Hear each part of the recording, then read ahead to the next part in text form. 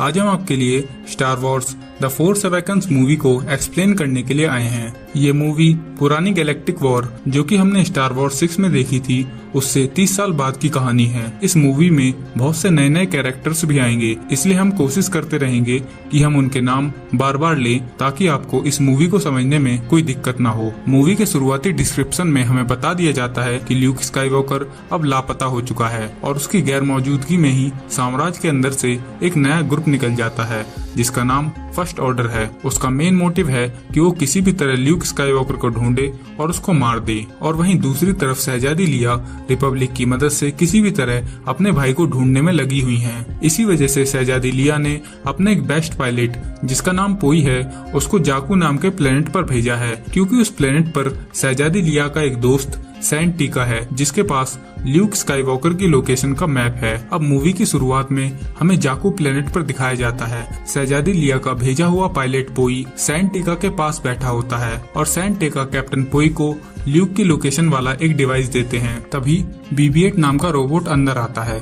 BB-8 पोई का अपना robot होता है और वो अंदर आकर उनको खतरे का संकेत देता है। वो लोग बाहर जाकर देखते हैं तो उन्हें पता चलता है कि फर्स्ट ऑर्डर के बहुत से जहाज उनकी तरफ आ रहे हैं। ये सब देखकर सैंड टेका पोई को वहाँ से भगा देते हैं ताकि ल्यूक की लोकेशन वाले डिवाइस को उन लोगों से बचाया जा सके। फर्स्ट ऑर्डर के सैनिक जहाज से नीचे उतरते ही सब पर हमला शुरू कर देते हैं। ये सब देखकर पोई BB-8 को वो डिवाइस दे देता है जिसमें ल्यूक स्काईवॉकर की लोकेशन का मैप है और उससे कहता है कि तुम यहाँ से कहीं दूर चले जाओ, मैं तुमको जल्द ही लेने आऊंगा। और फिर वो अपनी गन से सैनिकों पर हमला करना शुरू कर देता है। मगर अब फर्स्ट ऑर्डर के सैनिकों के हाथ में सैंड टेका आ जाते हैं और तभी वहाँ पर एक और जहाज उतरता है। उसके अंदर से काइलो रेन निकलता है।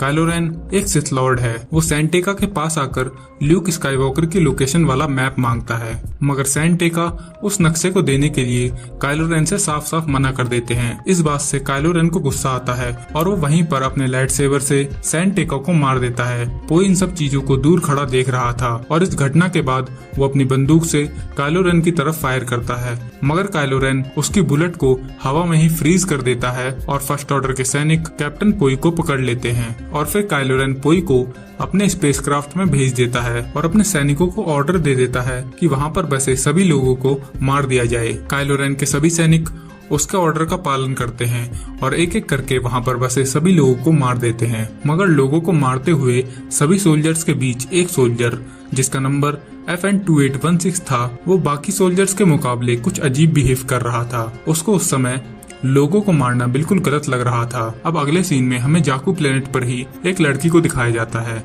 वो लड़की वहाँ पर पड़े खंडर जहाजों से उनके स्पेयर पार्ट्स निकालकर वहाँ से चली जाती है और फिर वो उन स्पेयर पार्ट्स को एक जगह बेच देती है जिससे उसे कुछ पैसे मिलते हैं और उन्हीं पैसों से वो अपने खाने पीने का इंतजाम करती है। अब थोड़ी देर बाद जब वो एक जगह बैठी हुई थी तब उसे कुछ आवाजें सुनाई देती हैं। जब वो उन आवाजों के पीछे जाती है तो देखती है कि एक आदमी ने BB-8 जो कि पोई का रोबोट है उसको कैद कर रखा है। BB-8 उसके जाल में फंसा हुआ था तो वो लड़की रे वहाँ पर जाकर BB-8 को उसकी कैद से छुड़ा लेती है। BB-8 के पास अपना कोई ठिकाना तो था नहीं, इसलिए वो रे के पीछे पीछे चलने लगता है और BB-8 के द्वारा थोड़ी सी जिद करने के बाद रे भी उसको अपने साथ रखने के लिए मान जाती है। अब सीन को फर्स्ट ऑर्डर के सैनिकों के बेस पर शिफ्ट किया जाता है। उनके बेस का नाम स्टार किलर होता है। वहाँ पर पायलट पोई को बंदी बनाकर रखा हुआ था। काइलो रेन कैप्टन पोई के पास आता है और उससे ल्यूक स्काईवॉकर की लोकेशन के नक्शे के बारे में बात करता है, मगर पोई उस नक्शे के बारे में बताने से साफ साफ मना कर देता है। तो काइलो रेन नक्शे के बारे में जानकारी निकालने के लिए अपनी फोर्स की शक्तियों से पोई को टॉर्चर करने लगता है। पोई इस टॉर्चर को सहन नहीं कर पाता और वो बता देता है कि नक्शा एक छोटे ड्रॉइड BB-8 के पास है। और बात पता चलते ही काइलो रेन अपने सैनिकों को BB-8 को ढूंढने का ऑर्डर दे देता है। अब हमें उसी रोबोट को दिखाया जाता है जिसका नंबर FN2817 था, जो कि लड़ाई में लोगों को मरता हुआ देखकर परेशान हो रहा था। वो चुपचाप पोई के पास आकर उसको कैद से छुड़ा लेता है और पोई के सामने स्टार किलर बेस से भागने का एक प्रपोजल रखता है। पोई भी उस प्रपोजल को सुनकर खुश हो जाता है और उस सोल्जर का साथ देने लगता है। अब वो दोनों चुपचाप बिना किसी की नजरों में आए एक जहाज पर बैठ जाते हैं और उस जहाज को चुराकर वहाँ से भाग जाते हैं। जहाज के अंदर पोई उस सोल्जर से पूछता है कि तुम्हारा नाम क्या है, तो वो बताता है कि मेरे पास कोई नाम नहीं है, बल्कि मेरे पास सिर्फ एक नंबर है जो कि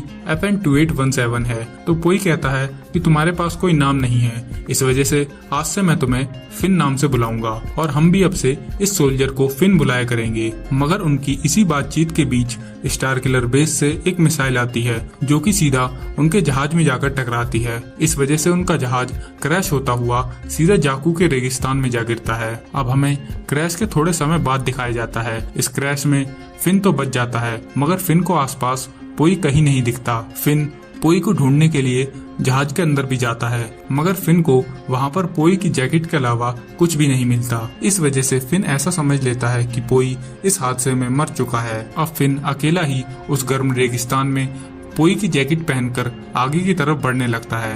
कुछ दूर जाकर उसे एक बस्ती दिखती है। वहाँ पर जाकर फिन सबसे पहले पानी पीता है मगर फिन के पास ही उस समय रे और BB-8 होते हैं और जैसे ही BB-8 फिन को देखता है वो अपनी कोड लैंग्वेज में रे से कुछ कहता है और उसके बाद रे तुरंत ही फिन का पीछा करने लगती है। थोड़ी ही देर में रे फिन को पकड़ लेती है और उससे पकड़कर पूछती है कि तुमने ये जैकेट कहाँ से चुराई। ये जैकेट इस BB-8 रोबोट के मास्टर की है। तो इस पर फिन उनको बताता है कि किस तरह वो लोग फर्स्ट ऑर्डर की कैद से निकले मगर एक क्रैश लैंडिंग में उसका मास्टर पोई हमेशा के लिए मर गया और अब बस उसकी एक जैकेट बची हुई है। रे जब फिन की बहादुरी भरी कहानी सुनती है तो वो सोचती है कि फिन जरूर बागियों की तरफ से है मगर तब तक उन पर फर्स्ट ऑर्डर के सैनिक हमला कर देते हैं जिनको BB-8 की खोज थी क्योंकि उसके पास ल्यूक स्काईवॉकर की लोकेशन वाला मैप था। अब वो तीनों इस हमले से बचते हुए इधर उधर भागते हैं और भागते हुए एंड में वो एक शिप के अंदर आ जाते हैं। वो शिप कोई और नहीं बल्कि हान सोलो का आइकॉनिक जहाज मिलेनियम फैल्कन होता है। रे बड़ी मशक्कत के साथ उस जहाज को उड़ाती है और फर्स्ट ऑर्डर के जहाजों को चकमा देती हुई स्पेस के अंदर चली जाती है। और जब काइलो रेन के पास खबर पहुंचती है कि उस छोटे से BB-8 रोबोट के साथ एक लड़की और उनका ही एक रोबोट भी मिल चुका है तो इस बात को सुनकर वो बहुत ज्यादा गुस्सा होता है। अब अगले सीन में हमें मिलेनियम फैल्कन के अंदर दिखाया जाता है। मिलेनियम फैल्कन स्पेस में ही एक दूसरे बड़े जहाज के अंदर खींचा चला आता है। ये सब देखकर फिन और रे को ऐसा लगता है कि वो लोग अब फर्स्ट ऑर्डर की कैद में आ चुके हैं। इस वजह से वो उसी जहाज के अंदर छुप जाते हैं और तभी उनके जहाज के अंदर दो लोग आते हैं। वो दो लोग कोई और नहीं बल्कि हान सोलो और चुई थे। हान सोलो आसानी से उनको ढूंढ लेता है और कहता है कि ये उसका जहाज मिलेनियम फैल्कन है। ये बात सुनकर रे बहुत ज्यादा एक्साइटेड हो जाती है क्योंकि उसने बचपन में हान सोलो और उसके जहाज से रिलेटेड बहुत सी कहानियां सुनी थी। अगले सीन में हमें स्नोक को दिखाया जाता है। स्नोक साम्राज्य के अंदर से निकले हुए ग्रुप फर्स्ट ऑर्डर का मेन लीडर था। स्नोक के सामने जनरल हक्स और काइलो रेन खड़े हुए थे। जनरल हक्स स्नोक से कहते हैं कि हमें अपने नए बनाए गए स्टार किलर हथियार का बागियों के ऊपर प्रयोग करना चाहिए ताकि एक ही बार में सभी बागियों का अंत हो सके। ये बात सुनकर स्नोक भी बहुत ज्यादा खुश होता है और वो जनरल हक्स से कहता है कि अपने स्टार किलर हथियार को चार्ज करने की तैयारी शुरू की जाए। और फिर अब स्नोक काइलो रेन से कहता है कि तुम्हें जिस BB-8 रोबोट की तलाश है उस BB-8 के साथ अब हान सोलो भी जुड़ चुका है जो कि तुम्हारा पिता है। और यहाँ पर हमें सबसे पहले रिवील होता है कि काइलो रेन कोई और नहीं बल्कि हान सोलो का अपना बेटा है। अब अगले सीन में हमें मिलेनियम फैल्कन के अंदर दिखाया जाता है जहाँ पर BB-8 सबके सामने ल्यूक स्काईवॉकर की लोकेशन का मैप खोल देता है। उस नक्शे को देखने के बाद हान सोलो कहता है कि ये नक्शा कोई पूरा नक्शा नहीं है बल्कि ये मेन नक्शे का एक छोटा सा टुकड़ा है। इसके बाद रे हान सोलो से पूछती है कि ल्यूक स्काईवॉकर के ऐसे गायब होने का कारण क्या था। तो हान सोलो रे को बताता है कि ल्यूक जेडाई योद्धाओं की एक नई पीढ़ी तैयार करना चाहता था मगर जब ल्यूक उन सबको ट्रेन कर रहा था तब उनमें से ही उसका एक शिष्य डार्क साइड की ओर चला जाता है और वो वहाँ पर सब कुछ तहस नहस कर देता है। इन सब घटनाओं का जिम्मेदार ल्यूक अपने आप को मानता है और इस वजह से वो हमेशा के लिए कहीं दूर चला गया है। और यहाँ पर हान सोलो जिस लड़की की बात कर रहा है जो कि डार्क साइड की ओर चला गया वो कोई और नहीं बल्कि हान सोलो का बेटा काइलो रेन ही है। अब आगे हमें दिखाया जाता है कि हान सोलो के जहाज में हाइपर ड्राइव की कमी थी। इस वजह से हान सोलो उसको लेने के लिए अपनी एक पुरानी दोस्त मेज के पास जाता है जो कि टकोडना नाम के प्लेनेट पर होती है। हान सोलो जब उस ग्रह के अंदर जाता है तो वहाँ के लोग BB-8 को देखकर ही पहचान जाते हैं कि ये वही रोबोट है जिसकी फर्स्ट ऑर्डर को तलाश है। इस वजह से उनमें से एक लेडी फर्स्ट ऑर्डर को खबर कर देती है कि जिस रोबोट को आप ढूंढ रहे हैं वो टकोडना ग्रह पर मौजूद है। वो सब लोग मेज के पास बैठे होते हैं और वहाँ पर बागियों और फर्स्ट ऑर्डर के बीच चल रही लड़ाई को जीतने की बात करते हैं। तो उनकी इस बात पर फिन कहता है कि यह युद्ध बागियों के द्वारा कभी भी जीता नहीं जा सकता, क्योंकि फिन शुरुआत से ही फर्स्ट ऑर्डर के अंडर काम कर रहा था। उसको पता था कि फर्स्ट ऑर्डर कितना शक्तिशाली है, उससे जीतना कोई आम बात नहीं है। इस वजह से फिन कह देता है कि उसे इस लड़ाई के अंदर कोई इंटरेस्ट नहीं है और वो उनके साथ इस लड़ाई के अंदर नहीं जाना चाहता। तो इस पर मेज कहती है कि अगर तुम्हें इस लड़ाई से दूर जाना है तो तुम जा सकते हो, तुम्हें कोई नहीं रोकेगा। और फिर फिन वहाँ से चला जाता है। रे फिन को रोकने की कोशिश करती है तो फिन रे को वहाँ पे बताता है कि वो बागियों के साथ कभी था ही नहीं। वो तो फर्स्ट ऑर्डर के अंदर एक स्ट्रॉन्ग ट्रूपर यानी एक सैनिक हुआ करता था। वो कहता है कि फर्स्ट ऑर्डर बहुत ज्यादा शक्तिशाली है, उससे जीतना नामुमकिन है। इस वजह से वो लड़ाई में किसी का भी साथ नहीं देना चाहता और यहाँ से जाना चाहता है। तभी रे को एक अंडरग्राउंड जगह से कुछ आवाजें आती हैं। रे उन आवाजों को सुनती हुई उनके पीछे जाती है और कुछ दूर चलकर उसे एक बॉक्स रखा हुआ मिलता है जिसके अंदर से आवाजें आ रही थी। रे उस बॉक्स को खोलती है तो उसे उसके अंदर एक लाइट सेबर मिलता है और जैसे ही रे लाइट सेबर को छूती है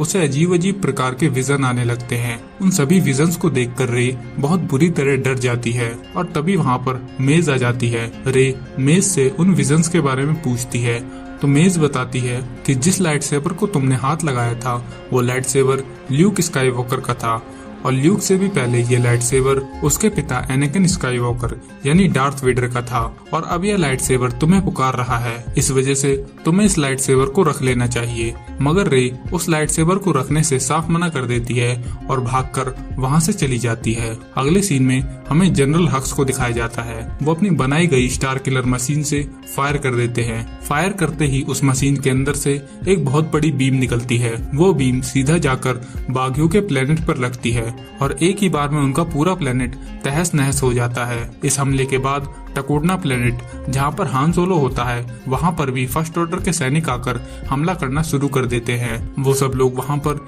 BB-8 को ढूंढने के लिए आए थे क्योंकि BB-8 के पास ही ल्यूक स्काईवॉकर की लोकेशन का मैप था।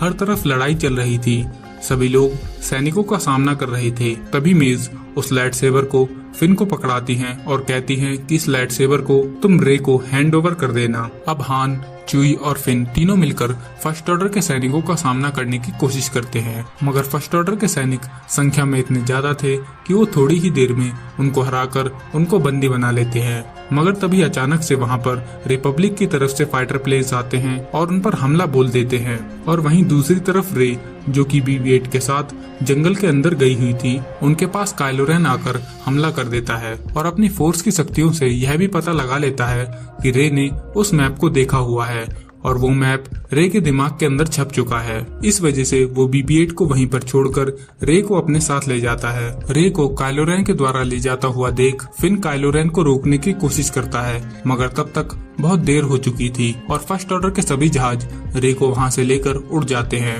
अब अगले सीन में वहां पर एक जहाज उतरता है। उस जहाज के अंदर से C-3PO और शहजादी लिया आते हैं। हान और शहजादी लिया बहुत दिनों बाद एक दूसरे से मिले थे। हान सोलो शहजादी लिया से कहते हैं कि उन्होंने अभी कुछ देर पहले ही अपने बेटे को यहाँ पर देखा है, यानी इस समय वो काइलो रेन की बात कर रहा है। अब सभी बागी टकोडना प्लेनेट से अपने जहाजों को लेकर अपने बेस की तरफ आ जाते हैं और वहाँ पर फिन को कैप्टन पोई भी दिखता है जो कि उस हादसे में मरा नहीं था। पोई फिन से कहता है कि तुम एक बहुत अच्छे और सच्चे इंसान हो, तुमने अब तक मेरे रोबोट BB-8 को संभाल कर रखा हुआ था।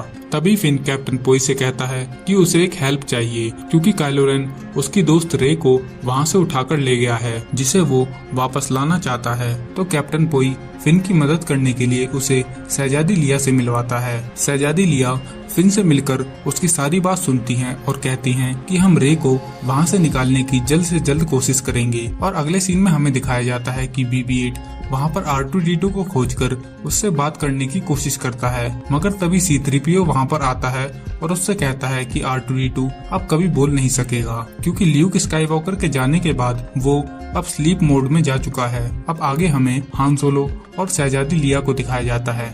वो दोनों आपस में बात कर रहे थे कि उन्होंने अपने बेटे बेन सोलो यानी काइलो रेन को एक जेडाई योद्धा बनाने के लिए ल्यूक स्काईवॉकर के पास भेजा था, मगर स्नोक ने उसे बहला फुसलाकर फोर्स की डार्क साइड की ओर भेज दिया। मगर उन्हें भरोसा था कि उनके बेटे के अंदर अब भी कुछ अच्छाइयाँ बाकी हैं और वो पूरी तरह से डार्क साइड की ओर नहीं गया। वो उसको वापस फोर्स की लाइट साइड में लेकर आ सकते हैं, मगर उसके लिए उन्हें ल्यूक स्काईवॉकर को ढूंढना होगा। अब आगे हमें स्टार किलर बेस पर दिखाया जाता है। वहाँ पर काइलो रेन रे से पूछताछ करने के लिए आया हुआ था। यहाँ पर हमें सबसे पहली बार काइलो रेन का फेस दिखाया जाता है। काइलो रेन सबसे पहले रे के दिमाग में घुसता है और रे की सारी हिस्ट्री कि वो किस प्लेनेट पर रहती थी, क्या काम करती थी, इन सब चीजों को उसके दिमाग से निकाल लेता है और रे से कहता है कि वो उसे चुपचाप ल्यूक स्काईवॉकर की लोकेशन का मैप बताते, मगर रे उससे साफ इनकार कर देती है। इस वजह से काइलो रेन को गुस्सा आता है और वो दोबारा रे के दिमाग में घुसकर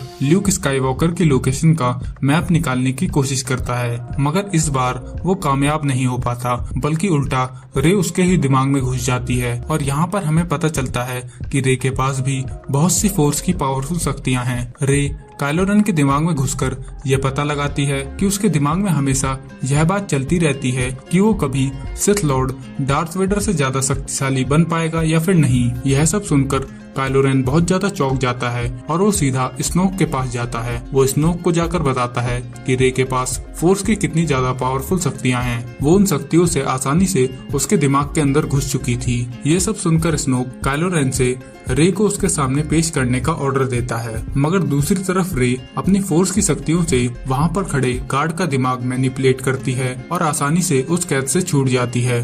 और वहीं दूसरी तरफ जनरल हक्स दोबारा स्टार किलर को चार्ज करने लगते हैं ताकि बचे हुए बागियों को भी मारा जा सके। और स्टार किलर के चार्ज होने की खबर अब बागियों के पास भी पहुंच जाती है। वो सब लोग इस बात पर डिस्कस करने लगते हैं कि स्टार किलर को कैसे बंद किया जाए। वो मीटिंग में कहते हैं कि स्टार किलर को चार्ज होने के लिए सूरज की रोशनी की जरूरत होती है और उसको चार्ज होने में ज्यादा समय नहीं लगता, और उन्होंने अगर जल्द से जल्द कोई प्लान नहीं बनाया तो वो आसानी से अपनी जंग को फर्स्ट ऑर्डर के खिलाफ हार जाएंगे। इस डर की वजह से वो सब लोग मिलकर प्लान बनाते हैं कि वो सबसे पहले स्टार किलर के थर्मल ऑसिलेटर को नष्ट करेंगे। थर्मल ऑसिलेटर एक ऐसी जगह होती है जहाँ पर स्टार किलर अपनी पूरी ऊर्जा को इकट्ठा करता है और दूसरी तरफ फिन को अंदर भेज दिया जाएगा ताकि वो फर्स्ट ऑर्डर के डिफेंस सिस्टम को पूरी तरह से बंद कर सके और बागी अपने जहाजों के साथ स्टार किलर बेस के ऊपर हमला कर दें। और इस मीटिंग में हान सोलो फिन को अपने साथ वहां पर ले जाने की जिम्मेदारी लेता है। अब अगले सीन में हमें दिखाया जाता है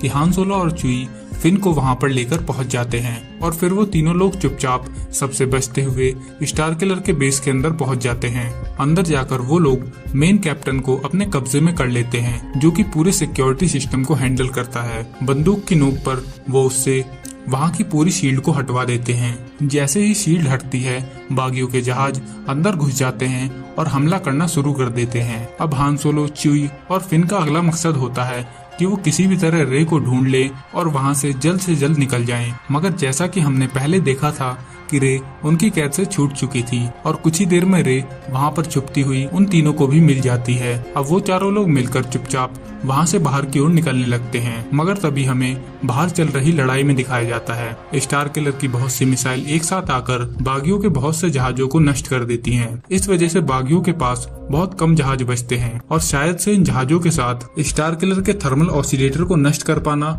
एक बहुत नामुमकिन कार्य था। बाहर वहाँ से भागता हुआ हान सोलो इन सब चीजों को देख लेता है। इस वजह से वो वहाँ पर थर्मल ऑसिलेटर के अंदर चला जाता है। उसका प्लान होता है कि वो च्यूई के साथ पूरे थर्मल ऑसिलेटर के अंदर बॉम्ब्स को फिट कर दे और एक ही साथ डेटोनेटर की मदद से सभी बॉम्ब्स को एक साथ उड़ा दे ताकि पूरा थर्मल ऑसिलेटर एक ही बार में नष्ट हो जाए। और थोड़ी ही देर में हान सोलो का प्लान पूरी तरह से काम करने लगता है। हान सोलो और च्यूई दोनों मिलकर पूरे थर्मल ऑसिलेटर में हर जगह पर बम फिट कर देते हैं, मगर तभी वहाँ पर काइलो रेन कुछ सैनिकों के साथ आ जाता है। काइलो रेन को वहाँ पर आता हुआ देख हान सोलो उसे बुलाता है और अकेला ही उसके सामने जाकर खड़ा हो जाता है। हान सोलो सबसे पहले उससे अपना नकाब उतारने की बात करता है, क्योंकि वो किसी काइलो रेन से नहीं बल्कि अपने बेटे से बात करना चाहते थे। वो अपने बेटे को समझाते हैं कि स्नोक तुम्हारा फायदा उठा रहा है और जिस दिन स्नोक का काम पूरा हो जाएगा वो तुम्हें रास्ते से हटा देगा। हान सोलो की बातों को सुनकर काइलो रेन इमोशनल हो जाता है और कहता है कि मैं भी वापस अब घर जाना चाहता हूँ। मैं अंदर से पूरी तरह से टूट चुका हूँ, मगर शायद से मेरे पास इतनी हिम्मत नहीं है कि मैं अब वापस इन सब चीजों को छोड़ दूं। और कहता है कि मुझे पता है कि आप मेरी मदद करोगे, और अपने लाइट सेबर को हान सोलो की तरफ बढ़ा देता है। मगर जैसे ही हान सोलो उस लाइट सेबर को छूता है, काइलो रेन उस लाइट सेबर से अपने पिता हान सोलो को मार देता है और हान सोलो को वहाँ से नीचे की तरफ फेंक देता है। शहजादी लिया को भी अपनी फोर्स की शक्तियों से हान सोलो की मृत्यु के बारे में पता चल जाता है। वो इस बात से बहुत ज्यादा परेशान होती हैं और इस घटना के बाद चुई अपनी बंदूक से काइलो रेन के ऊपर फायरिंग करने लगता है और डेटोनेटर की मदद से वहां पर एक बहुत बड़ा धमाका कर देता है। मगर उस धमाके से अब भी थर्मल ऑसिलेटर पूरी तरह से नष्ट नहीं हुआ था, वो अब भी थोड़ा थोड़ा काम कर रहा था। धमाके के बाद रे और फिन दोनों वहां से भाग रहे थे, मगर तभी उनके सामने काइलो रेन आ जाता है। सबसे पहले वो अपनी फोर्स की शक्ति से रे को बेहोश कर देता है। ये सब देखकर फिन को बहुत ज्यादा गुस्सा आता है और वो रे के लाइट सेबर से काइलो रेन पर हमला करना शुरू कर देता है। मगर काइलो रेन बहुत ज्यादा ट्रेंड होता है, वो आसानी से फिन को हरा देता है और उसकी लाइट सेबर को उसके हाथ से बहुत दूर फेंक देता है और फिन को हमला करके बेहोश कर देता है। और अब काइलो रेन उस पड़ी हुई लाइट सेबर को अपनी फोर्स की मदद से खींचने की कोशिश करता है, मगर वो लाइट सेबर काइलो रेन की तरफ नहीं आ रही थी। मगर अचानक से पीछे से रे उठती है और वो लाइट सेबर को आसानी से अपनी तरफ खींच लेती है और उसी लाइट सेबर के साथ काइलो रेन से लड़ना शुरू कर देती है। और वहीं दूसरी तरफ बागियों के जहाज थर्मल ऑसिलेटर को नष्ट करने पर लगे हुए थे। वो सभी जहाज एक साथ थर्मल ऑसिलेटर के अंदर जाते हैं और उसके हर पार्ट पर भारी मात्रा में गोला बारूद बरसा देते हैं। इस वजह से थोड़ी देर में ही थर्मल ऑसिलेटर पूरी तरह से नष्ट हो जाता है और बागियों के ऊपर जो स्टार किलर मशीन का खतरा मंडरा रहा था वो पूरी तरह से नष्ट हो जाता है। मगर दूसरी तरफ अब भी काइलो रेन और रे के बीच लड़ाई छिड़ी हुई थी। उस लड़ाई में रे काइलो रेन के ऊपर भारी पड़ती हुई दिखाई देती है। वो काइलो रेन को आसानी से जख्मी कर देती है और वहाँ से फिन को लेकर चली जाती है। थर्मल ऑसिलेटर के नष्ट होने की वजह से स्टार किलर बेस भी अब पूरी तरह से टूटने लगा था। जनरल हक्स स्नोक से जाकर पूछते हैं कि अब क्या किया जाए, तो स्नोक जनरल हक्स से कहता है कि तुम किसी तरह वहाँ से काइलो रेन को निकाल कर लेकर आ जाओ। और तभी दूसरी तरफ टूटते हुए स्टार किलर बेस पर बेहोश फिन और रे की मदद करने के लिए च्यूई फैल्कन जहाज के साथ आता है और उन दोनों को वहां से लेकर चला जाता है और कुछ ही देर में पूरा स्टार किलर बेस थोड़ी देर बाद नष्ट हो जाता है। अब सभी बागी अपने अपने जहाजों के साथ अपने अड्डे पर पहुंच जाते हैं और दूसरी तरफ R2-D2 भी अब स्लीप मोड से उड़ जाता है। R2-D2 को जब शहजादी लिया के सामने पेश किया जाता है तो R2-D2 वहाँ पर सबके सामने एक बड़ा सा मैप खोलता है। उस मैप के अंदर सिर्फ एक टुकड़ा मिसिंग था। ये मैप का टुकड़ा वही टुकड़ा है जो कि शुरुआत से आखिरी तक अब तक BB-8 के पास था और फिर उस पार्ट को BB-8 रोबोट वहाँ पर कंप्लीट करता है और उस कंप्लीट हुए मैप से उन लोगों को ल्यूक स्काईवॉकर की लोकेशन मिल जाती है। और अगली सुबह रे च्यूई के साथ मिलेनियम फैल्कन में वहाँ से ल्यूक स्काईवॉकर को ढूंढने के लिए निकल जाती है। वो लोग मिलेनियम फैल्कन से एक सुनसान ग्रह पर पहुँचते हैं। रे को कुछ दूर चलने के बाद वहाँ पर ल्यूक स्काईवॉकर मिल जाता है। रे ल्यूक को उसका लाइट सेबर देते हुए उस लाइट सेबर को उसकी तरफ बढ़ाती है और इस एंड पर यह मूवी खत्म हो जाती है।